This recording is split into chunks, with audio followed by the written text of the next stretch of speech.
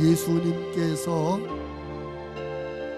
30살에 공생애를 등장하십니다. 즉 이 세상의 구세주로서의 공적인 사역을 시작하셔요. 그 3년 반 동안 이 사역을 하시고 십자가에 못 박아 죽으시게 되죠. 죽으신 지 사흘 만에 부활하시고 40일 계시다가 하늘로 승천하셨습니다. 근데 문제는 예수님이 안 계시니까 사람들의 믿음이 전과하지 않은 거죠. 예수님을 직접 만나고 예수님의 말씀을 직접 듣고 예수님이 한 걸 직접 보고 할 때 우리의 믿음이 흔들림 없이 견고히 세워지는 믿음이었어요. 그런데 예수님이 하늘로 올라가 버리셨어요. 예수님을 볼 수 없어요. 예수님을 만날 수 없어요. 그러던 때에 예수님을 대신해서 복음사역을 이루는 사람들이 12 제자를 비롯한 초대 사도들이었습니다.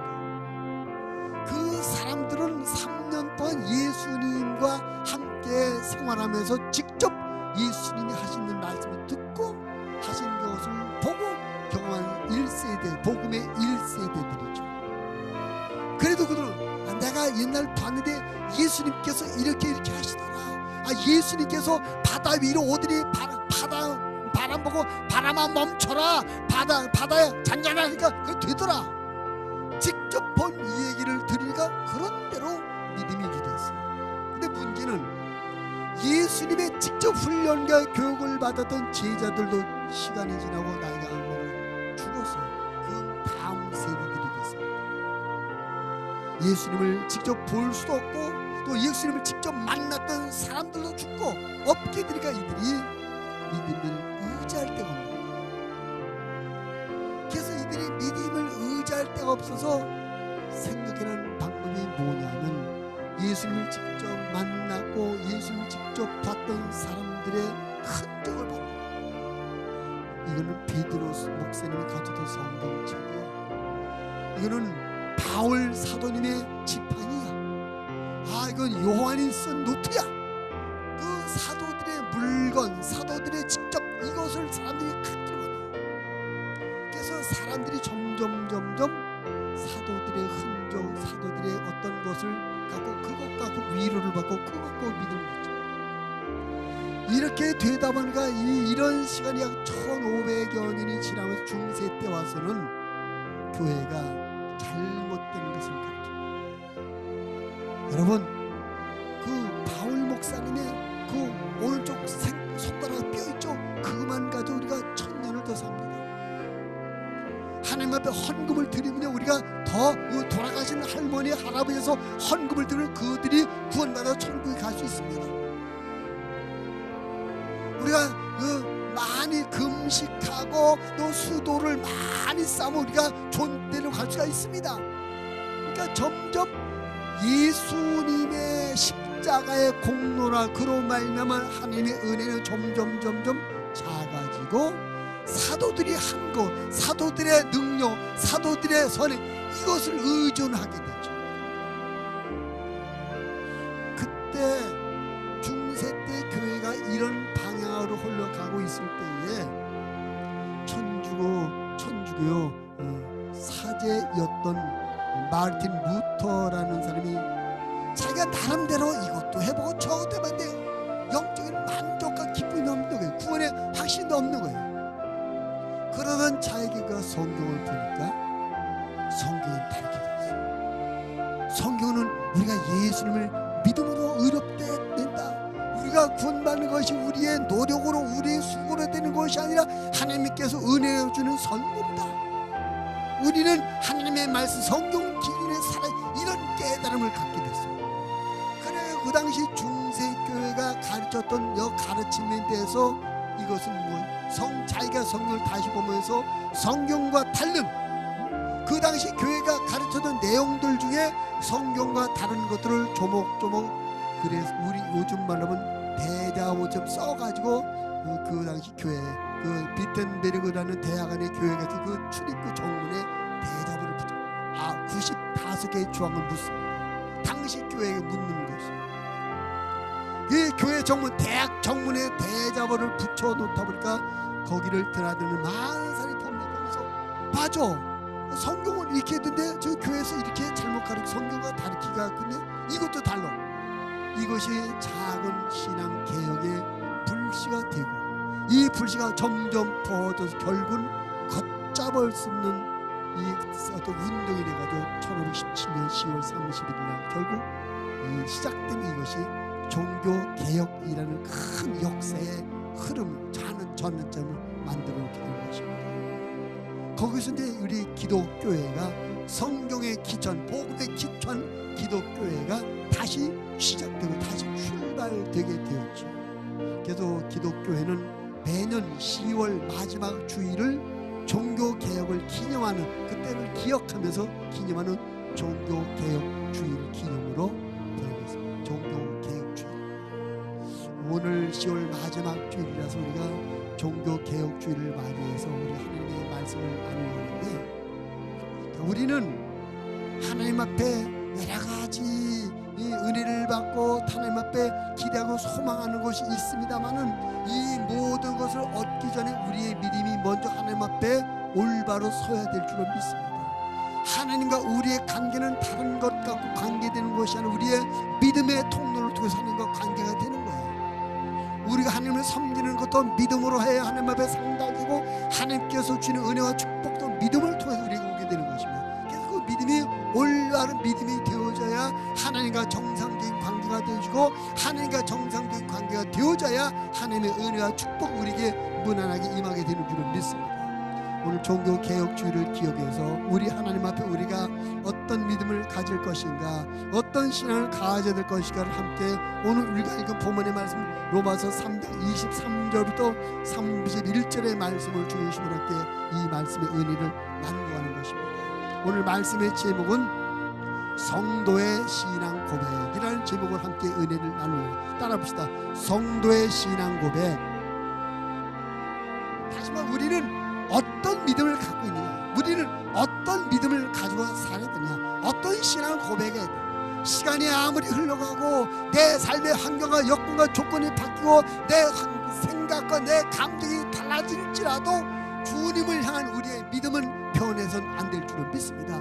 변해서는 아니 될 분명한 신앙 고백을 우리가 가지고 있어야 되는데, 그 종교개혁 당시에 개혁자들이 그런 신앙 고백을 가지고 있어요.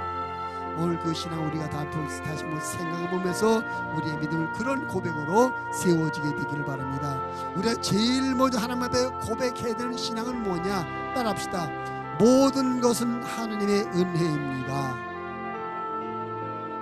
옆 사람 섬냐고 있읍시다. 나의 모든 것 하나님의 은혜입니다.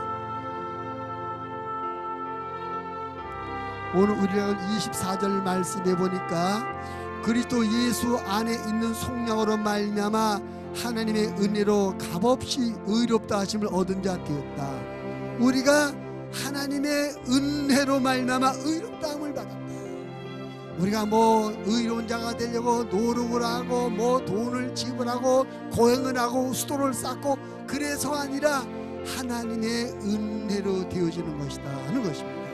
여러분, 죄인 되었던 우리들이 죄상을 받아서 의롭게 되고 구원받아 천국 가는 것이 인간의 수고나 노력의 대가가 아니라 100% 하나님의 은혜인 줄 믿으시길 바랍니다. 여러분, 예수님께서 우리를 위해서 십자가에 피 흘려 죽으셨어요. 예수님께서 십자가에 피 흘려 죽으신 그것만 가지고도 넉넉히 우리 구원이 이루어진 걸 믿으시길 바랍니다. 우리가 구원받는데 예수님께서 십자가에서 죽으신 것, 거기에다 뭘 우리가 더 보탤 게 없어요. 우리 주님이 남겨놓지 않아요. 충분하게 우리를 구원하시도록 완전히 우리 죄값을 다 넉넉하게 지불한 걸 믿으시기를 바랍니다. 근데 지금도 천주교는 마찬가지. 지금도 천주교는 예수님만 갖고는 부족해. 계속 거기다 우리는 기도할 때 예수님의 이름으로 기도하잖아요. 근데 천주교는 지금도 무슨 바울의 이름으로 기도도 하고 베드로의 이름도 기도하고, 또 우리는 하나님 앞에 하나님 앞에만 기도하는데 그들은 바울에게도 기도하고 베드로에게. 바울이 우리를 도와주세요. 베드로니 우리를 도와주세요. 부족하다. 그래 여러분, 우리가 구원받고 우리가 천국 가고 우리가 이 땅에 사는 모든 삶 가운데 하나님의 은혜로 넉넉하고 충분한 걸 깨닫고 우리는 항상 하나님의 은혜입니다. 내 삶의 모든 것, 내가 구원받아 천국 가는 것뿐만 아니라 이 세상에 지금 내가 사는 삶의 모든 이 환경과 여건과 조건도 하나님의 은혜로 고백하는 우리의 믿음이 되어야 될 줄을 믿습니다. 바울이 우리에게 또 에베소 2장 8절 이렇게 가르쳐요. 너희는 그 은혜에 의하여 믿음으로 말미암아 구원을 받았으니 이것은 너희에게서 난 것이 아니요 하나님의 선물이라. 선물이라, 은혜라, 이 말은 뭡니까? 대가를 지불하자고 그냥 받는 거. 여러분, 선물을 돈 주고 받습니까? 그냥 받는 게 선물 아니겠어요? 우리가 이 세상에서 사는 것도 하나님의 은혜로 사는 것이요, 이 다음에 우리가 천국 가는 것도 하나님의 은혜로 천국 가게 되는 거예요. 하나님의 은혜로 되어지는 것입니다. 하나님께서 우리를 사랑하셔서 이 은혜를 주시는 것이죠. 할렐루야. 그리고 하나님께서 우리에게 이 은혜를 주시기 위해서 우리를 대신해서 그 은혜 값을 지불해서 구원의 값을 대신 지불하셨어요. 그 지불된 게 예수님의 십자가 죽음이 아니겠습니까? 그래서 성경 이렇게 예수님이 이렇게 말씀하죠. 요한복음 3장 16절에서 하나님이 세상을 이처럼 사랑하사 독생자를 주셨으니 이는 그를 믿는 자마다 멸망하지 않고 영생을 얻게 하려 하심이라. 하나님께서 예수 그리스도를 보내서 이 땅에서 고난의 삶을 살게 하심으로 나와 여러분의 고난의 짐을 담당하게 하시고, 하나님께서 예수를 보내서 이 땅에서 가난하게 사게 하심으로 말미암아 나와 여러분의 가난을 대신 짊어지게 만드셨고, 예수님을 보내서 그분이 채찍 맞게 하심으로 말미암아 나와 여러분의 육신의 질병을 다 담당하게 만드셨고, 예수님께서 죽으심으로 말미암아 나와 여러분의 죄로 인한 죽음을 대신 담당하게 만드셨습니다. 예수님께서 우리가 저희들 모든 짐을 다 짊어지셨어요. 그리고 우리는 그 은혜, 그 대가로 하나님의 은혜로 건강도 받고 마음의 평안도 얻고 구원도 받고 이 땅에 사는 동안 하나님의 자녀로 복되게 살아가게 되는 걸 믿으시기 바랍니다. 우리는 항상 하나님의 은혜입니다. 하나님의 선물입니다. 내가 천국 가는 것도 하나님의 은혜요, 내가 오늘 건강하게 살아가는 것도 하나님의 은혜요, 내가 물질을 나누며 사는 것도 하나님의 은혜요, 내가 이 모든 것이 하나님의 은혜입니다 라고 우리는 날마다 이것을 고백하며 살아갈 줄을 믿습니다. 바울이 이렇게 고백해요. 고린도전서 15장 10절, 그러나 내가 나 된 것은 하나님의 은혜로 된 것이니 내게 주신 그의 은혜가 헛되지 아니하여 내가 모든 사도보다 더 많이 수고하였으나 내가 한 것이 아니 오직 나와 함께 하신 하나님의 은혜로라. 바울은 자기가 사도가 된 것이 은혜랍니다. 그리고 그가 다른 사람들보다 더 많이 일한 것도 하나님의 은혜랍니다. 할렐루야. 저는 바울이 고백이 참 은혜가 돼요. 다른 사람들보다 더 많이 일한 게, 더 많이 수고한 게 은혜래요. 우리는 나는 왜 다른 사람보다 더 많이 해야 되지? 저 사람보다 왜 더 많이 해야 되지? 그걸 부담스럽게 느끼고 저 불이익을 당하는 것처럼 생각하는데 바울은 은혜라고 얘기했습니다. 주님과 복음에서 수고하는 것이 왜 은혜가 되는 것입니까? 훗날 천국에서 상급으로 받게 될 것이니까 하나님의 은혜인 줄 믿습니다. 이게 바울은 하나님의 은혜라고 말합니다. 여러분, 우리가 살고 있는 이 세상 얼마나 여러 가지 위험한 상황이 많습니다. 그 여러 가지 위험한 상황까지 우리가 건강을 유지하며 생명을 유지하며 사는 게 이게 보통 일이 아니거든요. 이것도 하나님의 은혜인 줄 믿습니다. 특별히 얼마나 많은 것들이 우리를 영적으로 타락하게 만들고 하나님으로부터 멀어지도록 하나님과 우리 사이를 이간시키는 일들이 얼마나 많습니까? 그런 영적인 대항과 영적인 유혹 가운데 우리가 오늘도 믿음을 지켜서 하나님 앞에 나와 예배드리는 이것도 하나님의 은혜인 줄 믿습니다. 아멘. 따라서 때 내가 오늘 이 자리에 나와 예배드리는 것도 하나님의 은혜입니다. 아멘. 옆 사람, 오늘 내가 여기 당신 만나고도 하나님의 은혜입니다.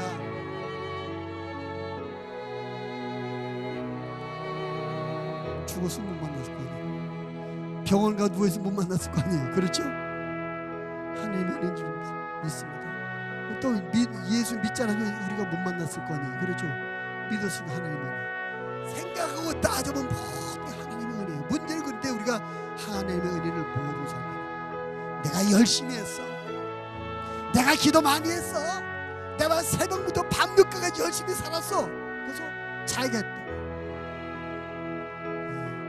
우리가 열심히 해도 하나님께서 허락하지 아니하시면 아무것도 이루어지지 않는 걸 깨닫게 되기를 바랍니다. 솔로몬이 시편 127편에서 그런 말, 여호와께서 집을 세우지 아니하시면 세우는 자의 수고가 헛되며, 하나님께서 도와주지 않으면, 하나님께서 해주시는 우리가 아무리 열심히 노력하고도 집 짓는 것도 하나님 은혜라는 겁니다. 내가 기술자가 돼서, 내가 건축자가 돼서 내가 한 것 같으나 하나님이 허락하셔야 된다는 거예요. 우리는 내 삶의 현재 모든 것이 하나님의 은혜인 것을 시인하며 하나님 앞에 감사하는 믿음이 되기를 바랍니다. 이것이 중요한 것은요, 내가 하나님의 은혜를 시인하고 감사해야 하나님께서 계속해서 우리에게 은혜를 주신다는 거예요. 하나님의 은혜를 주셨는데 우리가 그 은혜를 인정하지 않아, 그 은혜를 감사하지 않아, 그리고 자기 공로로 이거 내가 열심히 해서 그래, 내가 기도 많이 해서 그래. 하나님께서 주시겠습니다. 우리가 작은 것 하나님, 나는 한 게 없는데 하나님이 주셨네, 하나님 감사해, 하나님 앞에 감사할 때 하나님께 더 크고 좋은 것을 우리에게 베풀어 주실 줄 믿습니다. 여러분, 하나님은 살아계십니다. 그 살아계신 하나님께서 당신을 믿고 의지하는 나와 여러분에게 한없이 은혜와 축복을 베풀어 주기를 원하십니다. 그 하나님의 은혜로 우리가 구원받은 것이고, 그 하나님의 은혜로 우리가 믿음을 지켜 사는 것이고, 그 하나님의 은혜로 우리 육체의 삶, 이 세상의 삶도 여기까지 유지해왔고 앞으로도 그 하나님의 은혜로 유지되는 걸 믿으면서 날마다 시간마다 모든 정황, 모든 상황 가운데 하나님의 은혜입니다. 지금까지 내 삶의 모든 것이 하나님의 은혜입니다 라고 감사하며 고백하시기를 주님의 이름으로 부탁드립니다. 여러분 가정이 하나님의 은혜입니다. 여러분 남편과 아내, 부모, 자녀, 형제를 만나는 것이 하나님의 은혜라고 믿으십시오. 여러분 일터에서 일하는 것이 하나님의 은혜입니다. 이 대한민국에 살고도 하나님의 은혜입니다. 할렐루야. 이 시대를 살고 있는 것도 하나님의 은혜입니다. 하나님의 은혜가 아닌 것이 없어요. 하나님 앞에 어떤 상황, 어떤 처지에 놓을지라도 모든 것은 하나님의 은혜입니다라고 고백하며 살아갈 수 있는 저와 여러분 되어지기를 주님의 이름으로 부탁을 드립니다. 그 다음에 두 번째로 우리가 또 고백해야 될 것이 뭐냐면, 나는 믿음으로 의롭게 되었습니다. 믿음으로 의롭게 되는 것이 우리의 또 신앙 고백입니다. 우리가 이 본문의 말씀 로마서 3장 26절부터 30절인데 한번 같이 또 한번 읽어봅니다. 26절부터 30절까지 또 한번 읽어보면 시작. 곧 이때에 자기의 의로우심을 나타내사 자기도 의로우시며 또한 예수 믿는 자를 의롭다 하려 하심이라. 그런즉 자랑할 때가 어디냐, 있을 수가 없느니라. 무슨 법으로냐, 행위로냐, 아니라 오직 믿음의 법으로니라. 그러므로 사람이 의롭다 하심을 얻는 것은 율법의 행위에 있지 않고 믿음으로 되는 줄 우리가 인정하노라. 하나님은 다만 유대인의 하나님이시냐, 또한 이방인의 하나님 아니시냐. 진실로 이방인의 하나님도 되시느니라.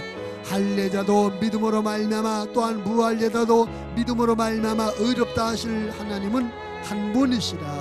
이 말씀을 보니까 우리가 의롭게 되는데, 우리가 금식을 많이 해서 의롭게 된다고 그랬습니까?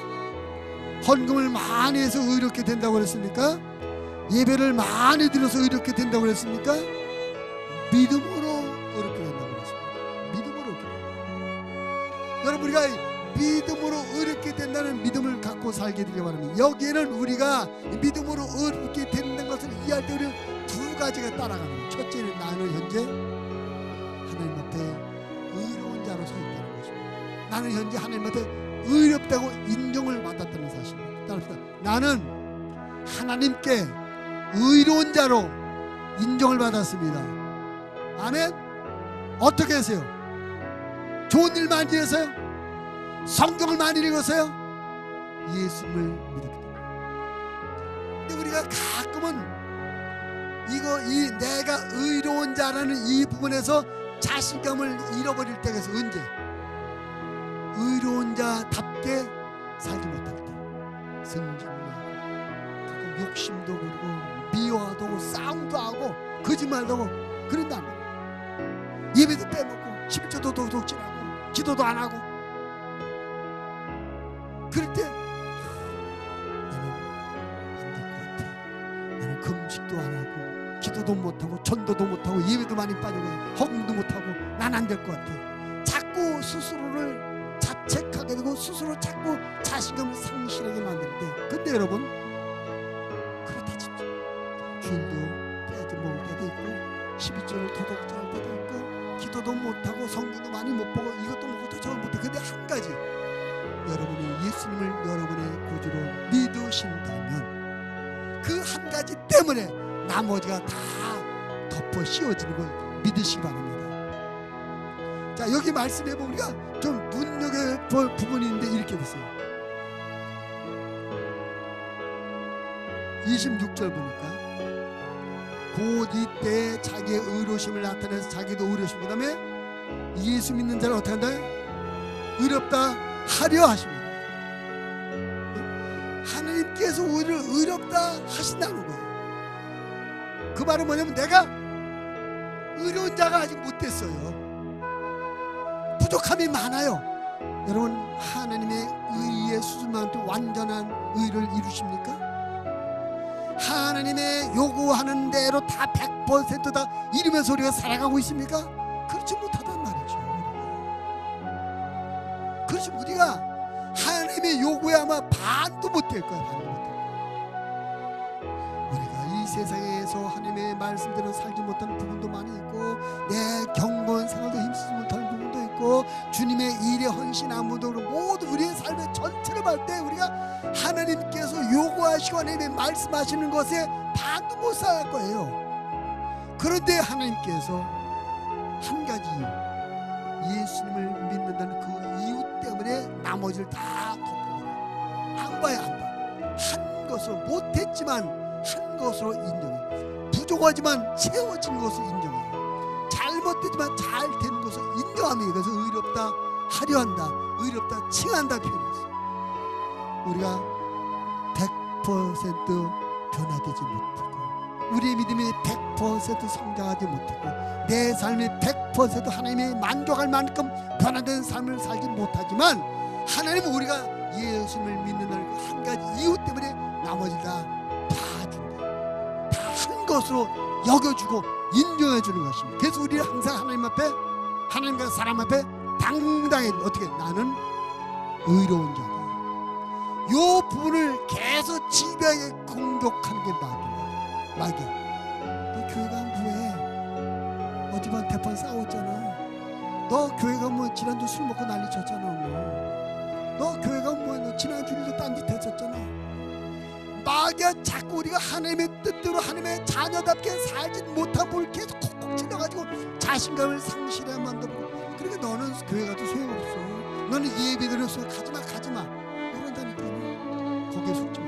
그래, 마귀야, 난 내가 말한 것처럼 지난주에 싸움도 많이 했고 욕도 많이 했고 미움도 많이 했고 거짓말도 했다고. 그런데 나 예수 믿어.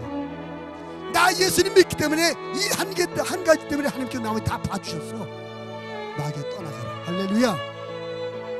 우리가 믿음으로 의롭게 된다는 이 사실 안에 우리는 내 부족함, 내 약점에 꼬투리 잡혀서 마귀에 끌려가지 마시고, 나는 그럼에도 불구하고 믿었기 때문에 의롭다, 하나님 앞으로 하나님도 의롭다함을 여김을 받았다고 자신있게 여러분을 지켜나가기를 바랍니다.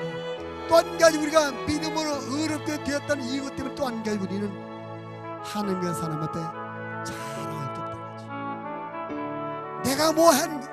내가 쌓고 갈고 닦아서 만드는 의의가 아니라 하나님께서 주신 의의란 말이죠. 그러니까 우리가 하나님 앞에 의롭다고 인정받는데 내가 한 것이 없기 때문에 우리가 자랑할 것이 없다. 우리는 하나님 앞에 언제나 자랑하지 말고 겸손하게 또 하나님의 은혜를 감사하는 우리들이 되어줘야 될 줄을 믿습니다. 우리가 금식을 많이 하고 도를 닦고 성경을 통달하고 뭐 우리의 삶이 정말 예수님 같은 삶에 대해서 의뢰되면 내가 했다라고 자랑할 수 있을 거예요. 근데 우리가 그렇지 못하고 훨씬 못 미치는데 하나님께서 우리를 또 인정해 준 것이니 우리가 자랑할 게 없다는 것이죠. 우리가 하나님 앞에서 마귀를 향해서는 또 세상을 향해서는 내 의로움에 대해서 비난하고 내 의로움에 의심을 갖도록 유혹하는 모든 이 세상 것들을 향해서는 내가 믿음으로 말미암아 예수님을 믿음으로 말미암아 의롭게 되었다고 자신에게 선포하면서 하나님을 향해서는 내가 의롭게 된 것이 내 공로가 아니라 하나님의 도우심에게 겸손한 마음으로 하나님의 은혜를 고백하는 우리들의 신앙생활이 되어져야 될 줄을 믿습니다. 여러분, 우리가 하나님 앞에서 의롭다고 여김받는 게 얼마나 중요한지 몰라요. 우리가 믿음을 가질 때 하나님께서 우리를 의롭게 하십니다. 자, 보세요. 우리 선일 집사님이, 이건 진짜 아니에요, 거짓말이에요, 속정이에요. 이분이 나를 이렇게 힘들게 괴롭게, 이분이 나를 힘들게 괴롭게 하는데 가정을 하죠. 근데 어느 날 갑자기 목사님 나 좀 도와주세요. 그럼 제가 도와줄까요? 당신 나 그동안 얼마나 힘들게 했는데, 나 얼마나 어렵게 했는데 미안한데 못 따주겠어. 사람인자 그렇게 하지 않겠어요. 근데 이분이 나를 언제나 나에게 신뢰를 갖게 하고 내 하나님을 협조하고 다 마음이 통해. 인정해서 내가 이 사람. 그러면 이분이 뭘 요청해도 내가 다 그렇습니까? 집사님 그래? 해드릴게요. 하지 않겠어요? 관계라는 거, 관계. 하나님, 우리가 하나님 앞에 믿음으로 의롭다 됐다는 것은 하나님과 통하는 관계가 형성됐다는 겁니다. 하나님이 아무리 엄청난 은혜와 축복을 가진 분이라도 그분과 관계 설정이 되지 않은 사람은 아무것도 못 얻어요. 그러나 그분과 믿음으로 말미암아 의롭다고 하나님 앞에 인정받은 사람이라면 하나님께서 아끼시는 것이 없으시죠. 할렐루야.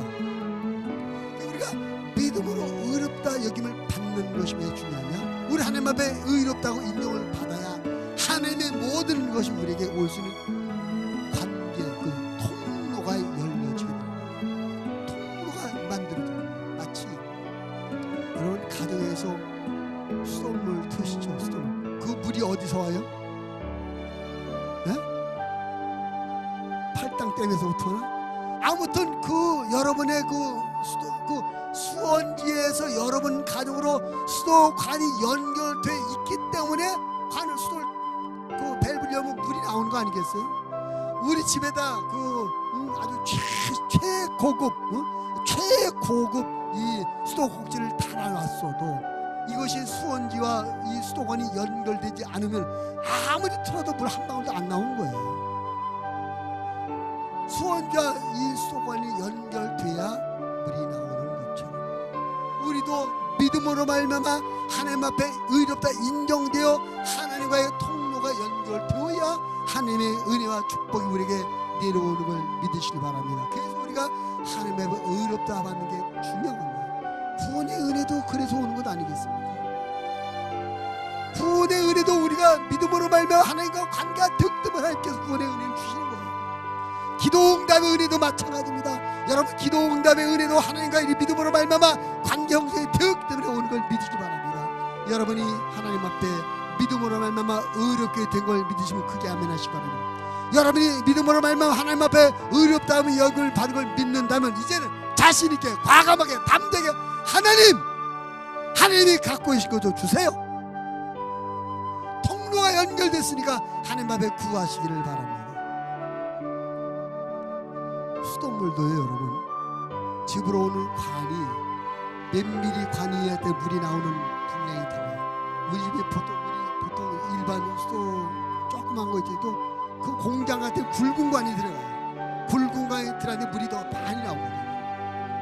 우리 하나님 앞에 믿음의 관계에서 좀 폭넓게 되어서 넓은 영적인 수도관이 되어져서 하나님으로부터 많은 은혜와 축복이 쏟아지는 이런 우리의 삶이 되어지기 바랍니다.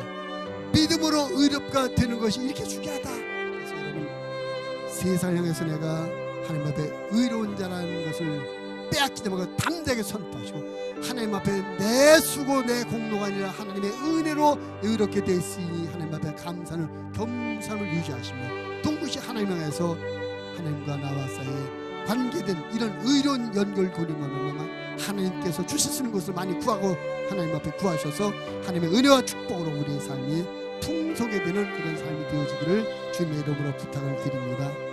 하나님 앞에 우리가 구할 때 하나님께 우리의 믿음을 보시고 인정하시고 주시는 겁니다. 그래서 우리가 하나님 앞에 의롭다 여김을 받는 것을 확신해야 될 줄을 믿습니다. 마지막 세 번째로 우리가 또 고백해야 될 것을 따라합시다. 성경이 삶의 기준입니다. 마지막 절 31절 보니까 그런즉 우리가 믿음으로 말미암아 율법을 파기하느냐 그럴 수 없느냐 도리어 율법을 굳게 세우니 율법 하나님의 말씀을 버리면 안 된다는 거죠. 하나님의 말씀을 기준 삼고 우리 굳게 세워서 우리의 삶의 모든 것의 기준이 우리 삶의 모든 기준이 항상 어떤 경우에나 어떤 때나 성경 말씀이 기준이 되어야 된다는 것입니다. 아까 이야기를 시작할 때 종교 개혁을 시작할 때 그 출발점이 어디라고 했습니까? 성경이 출발점. 그 당시 천주교회가 성경에 없는 것, 성경과 다르게 가르쳤기 때문에 성경은 이렇게 되어 있는데 이거 왜 이렇게 가르쳤습니까? 성경을 기준해서 질문하는 것이 종교개혁의 시작이 되었던 것입니다. 우리가 신앙생활 한다고 하면서 하나님의 말씀 성경을 멀리하고 우리가 산다면 우리는 신앙생활 하지 않는 거예요. 그냥 교회만 다니는 것 뿐이지 신앙생활을 안 하는 거예요. 신앙생활을 하는 것은 하나님의 말씀을 기준 삼아서 세상을 살아가는 것, 이것이 신앙생활입니다. 가정생활의 기준도 하나님의 말씀 성경이에요.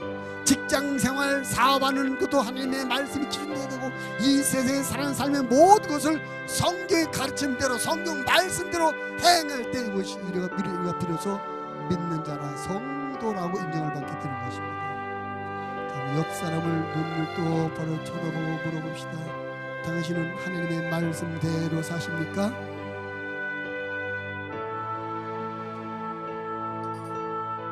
한 번 더. 부부싸움도 말씀 성경대로 하십니까?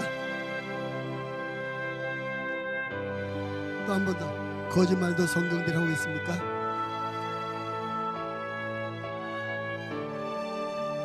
여러분, 하나님의 말씀을 매일 읽으시기를 바랍니다.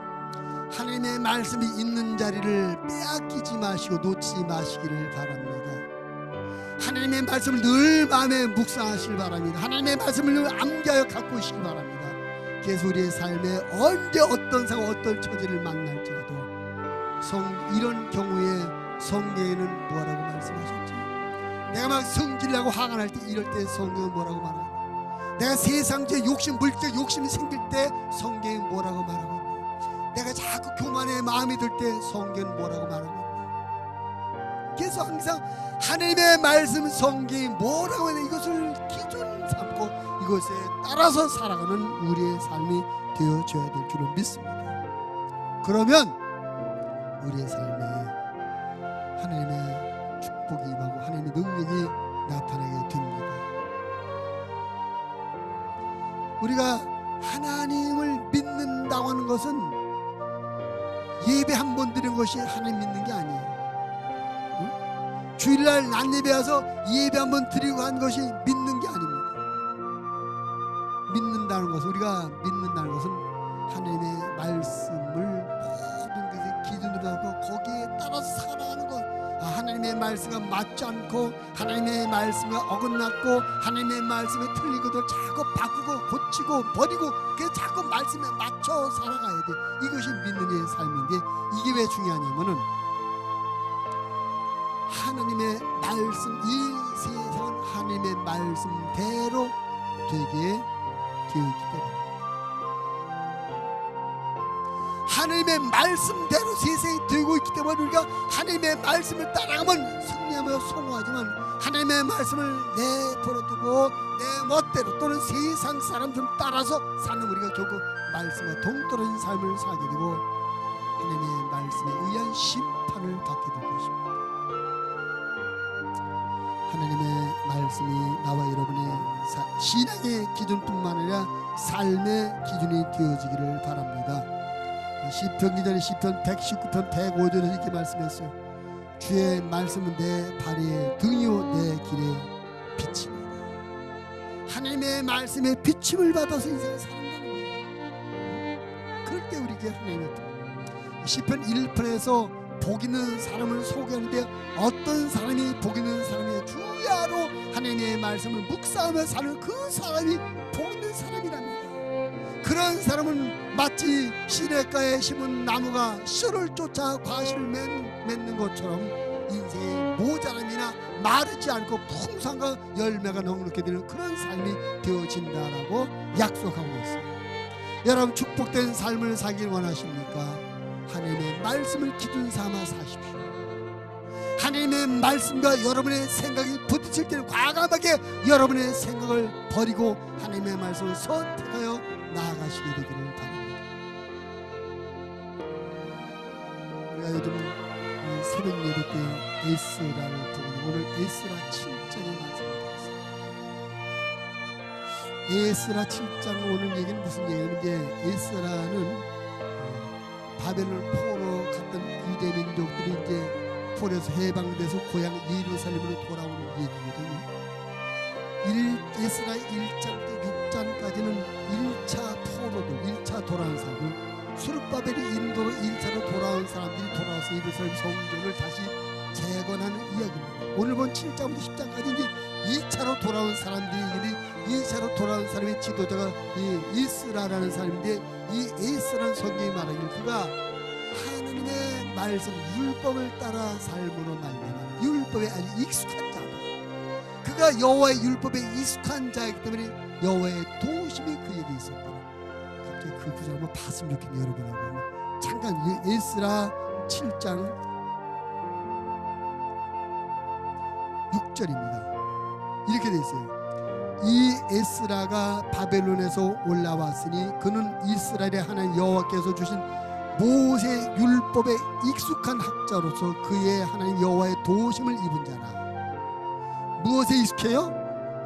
율법에 하나님의 말씀에 익숙했다는 거. 익숙했다는 건 뭡니까? 몸에 말씀이 배했다는 거예요. 익숙하다.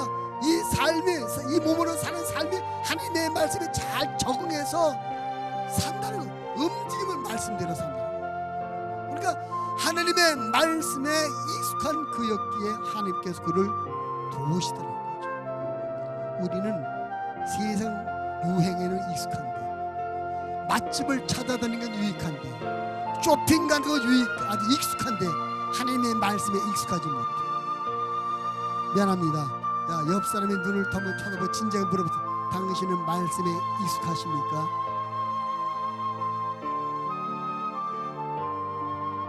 한 번 더 우리 권면합니다. 하나님의 도움을 받기 원하시면 말씀에 익숙하십시오.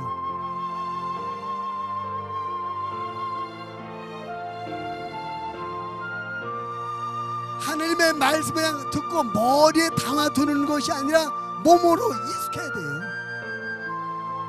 몸으로 익숙해요.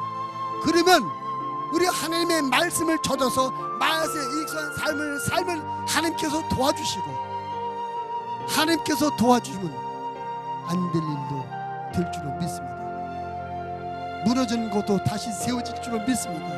할렐루야. 우리가 축복받기 원하고 넉넉하고 풍성한 삶을 살기 원하고 행복하고 건강한 삶을 살기 원하면서 그 삶의 비결을 하나님이 가르쳐주는 그대로 안 해요. 오늘 말씀의 가르침을 잘 봐주십시오. 성경 말씀을 기준 삼아 사십시오. 하나님의 말씀에 익숙한 삶을 사십시오. 그러면 하나님께서 여러분의 인생을 도와주실 것이고, 하나님께서 여러분의 인생을 도와준 여러분의 인생이 평탄하며 흥탄하며 잘되는 역사를 이루게 될 줄로 믿습니다. 아멘. 그게 그렇게 사는 사람이 성도입니다. 주일 성경 제치고 교회 와서 예배 한번 드리고 가는 그런 사람이 성도 아니라 늘 하나님의 말씀을 묵상하고 말씀에 익숙하여 말씀대로 살아서 하나님의 복을 받으며 하나님을 자랑하며 사는 그런 사람이 성도입니다. 나와 여러분이 그런 성도가 되어지기를 주님의 이름으로 축원을 드립니다. 주님의 성도된 사람은 항상 어떤 시간, 어떤 공간, 어떤 상황 가운데에서도 이런 신앙 고백을 해야 돼요.